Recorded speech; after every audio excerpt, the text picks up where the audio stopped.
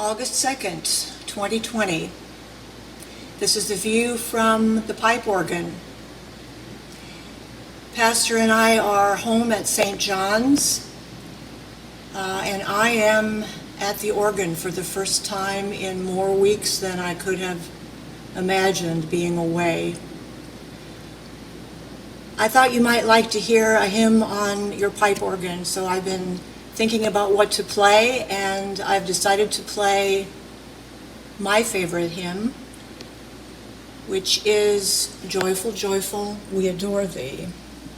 It might seem like a strange choice for a worldwide pandemic, but when we think about the words of Romans 8, where our faith comes to rest in every crisis of the human condition, these triumphant words are so important.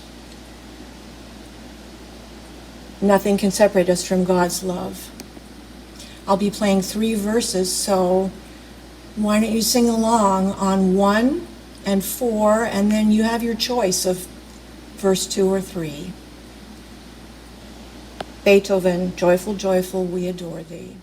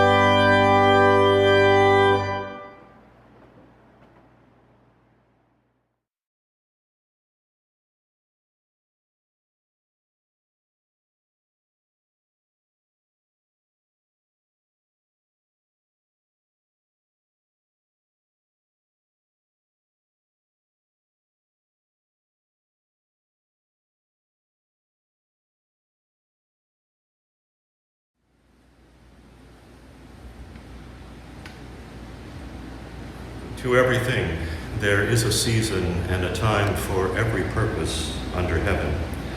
Ecclesiastes 3, verse 1. This message is addressed in particular to our church family at St. John's Lutheran in Rutherford, New Jersey, but it should be useful for any church family asking the same question. When is it going to be time to safely get back in our building, begin worship in some form or manner, even if it is not what we have been accustomed to in the past? We have now formed a worship team at St. John's to help our church council answer that question in a way that is wise, safe, and also faithful to what God expects from us. Thankfully, there are a myriad number of ways to worship God apart from gathering in a church building. For that reason, we have been saying from the start that church is never closed. Faith and worship, praise and thanksgiving, prayer and outreach are available to us wherever we are, alone, together, apart, reunited, online, or on call. Yet words cannot express how much we miss sitting in the pews, being present inside our church home with all the memories and all the hopes for the future, walking forward to receive Holy Communion, throwing back our heads to sing our hymns with joy and reckless abandon, streaming into the aisles to pass the peace, and yes, even listening to sermons.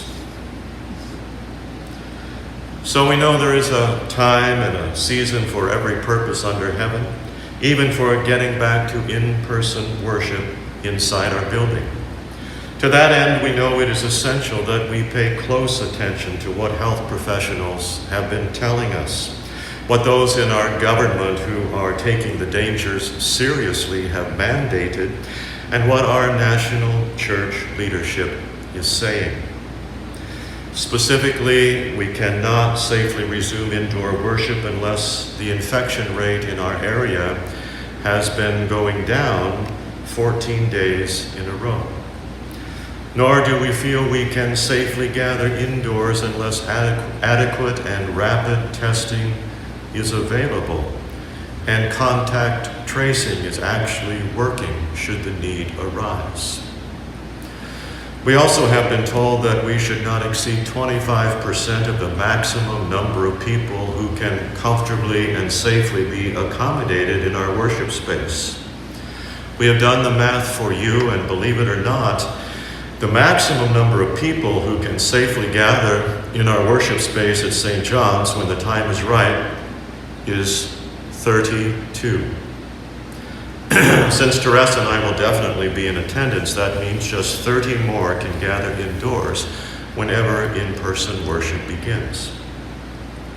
I know there are some churches operating against all of that advice and even defying government-imposed restrictions, but I'm reminded of what my mother used to say quite often. Just because others are doing something doesn't mean you should. Sound familiar? Safely gathering also means we will be wearing masks, everyone, all the time. No ifs, ands, or buts. I don't care if you're a Republican or a Democrat or you just arrived from outer space. You will wear a mask, and so will I. Of course, you can also expect social distancing of at least 6 feet, and thus the restriction on 25% of capacity. We also feel that though we can cool down our building when needed, we need to turn off the air conditioner and all fans before we actually gather together. So we have a plan, and we can begin just about any time that safe conditions allow.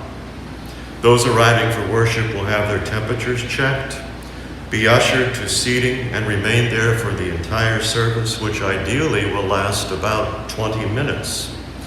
At the end of the service, those in attendance will leave back row first, and so on until all have departed.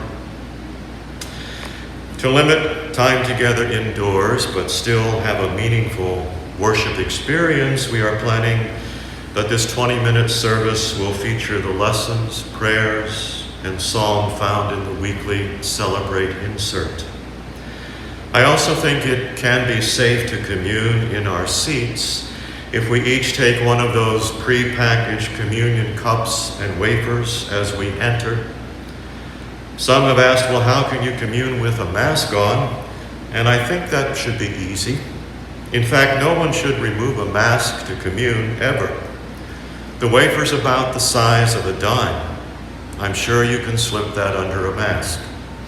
The grape juice glass is quite small, and you should be able to maneuver that without taking off your mask. We will be able to enjoy organ and piano music once more, but they say hymn singing is a bad idea. Evidently, it has the potential to quickly spread too many droplets around a room. So the singing will have to wait for another season and another time, but that time will come. Hopefully no one will need a restroom in the brief time we gather, but in an emergency, we can sanitize after it is used. What I think would be difficult would be to sanitize the sanctuary after we have gathered together so that we could then quickly have a second or third service. Finally, with all of this in mind, it is probably going to be best for those planning to attend to let us know in advance. Should more than 30 persons want to attend on any given week, we can find a way to accommodate the rest the following week. While all of this is so far from perfect and far from what we would want if there were no danger of infection to anyone, I am reminded of a song, a poem by Leonard Cohen, titled Anthem. The chorus says, "Ring the bell that still can ring. Forget your perfect offering. There is a crack in everything. That's how the light gets in." One last word to those who may feel some kind of pressure to attend church when it begins again, but who have real concerns or fears. If you have any doubt, wait for that time and season when you're comfortable, when you feel the danger is past or so minimal that you can feel confident being around others inside the building. No one will think less of you or judge you for your caution. God will love you the same inside your home or inside the church. Hopefully we can live stream or record and share the service with any unable to attend. When all of this began, I promised that when we return to regular church services, we will have a day of great celebration. I said we'll celebrate First Communion on that Sunday and confirmation, and we'll baptize any who need to be baptized. That promise has not changed. What we are planning right now in the interim is far from a regular church service. In fact, I'm not even going to call it a regular worship service or an irregular worship service. Let's just call it a pandemic prayer service. For now, it will be part of our food for the journey and our manna in the wilderness until the medical professionals and those charged with our safety give us the all clear. So it is good to know that we have a plan, and we can tweak it and refine it and go with the ebb and flow of events. But what matters the most is that God has a much greater and more comprehensive and perfect plan. A plan that will accomplish all that God intends and desires. You are part of that plan. To everything, there is a season and a time for every purpose under heaven. God bless you.